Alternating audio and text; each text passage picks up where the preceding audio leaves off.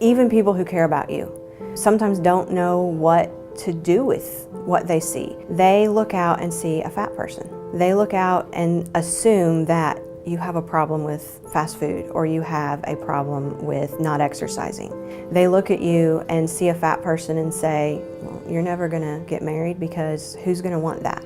Who's gonna wanna look at that every morning? They're gonna look at you and say, how are you ever gonna succeed on a job interview? You know, the person interviewing you, all they're gonna see is this fat shell. And so unless you change that, nothing's gonna change. The problem is it's not that easy. So I think I've probably struggled with my weight most of my life. And anybody who would be honest about it would tell you that the struggle isn't just, I want a Big Mac and fries. There's something deeper than that. And I think that for me, the deeper was different events that happened in my life. And everybody has those. You know, whether it's trauma of some sort, and take your pick on what that is, whether it's loneliness, whether it's frustration with self, whether it's performance, you know, trying to be the best you can. And we all look for something to medicate with, something to ease the pain, ease the frustration, something to comfort us.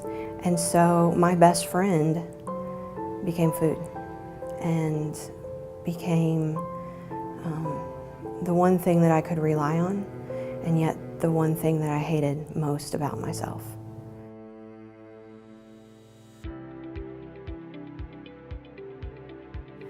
Over the past 2 years, I've lost over 100 pounds. I still have a ways to go.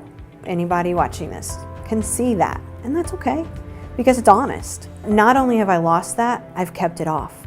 2 years ago, I ran a half marathon at the Grand Canyon. And I may never run another one, but I want to continue on that type of health journey, to challenge myself physically, to continue to do those things that promote physical health and wellness.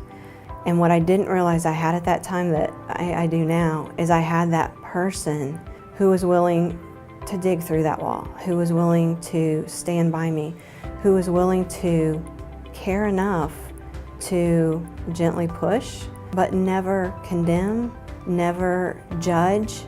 Took me where I was at, but said, you're worth more than this. And began to speak the truth of worth. Because I would dare say anybody who struggles with their weight, anybody who's fat, doesn't understand what they're truly worth.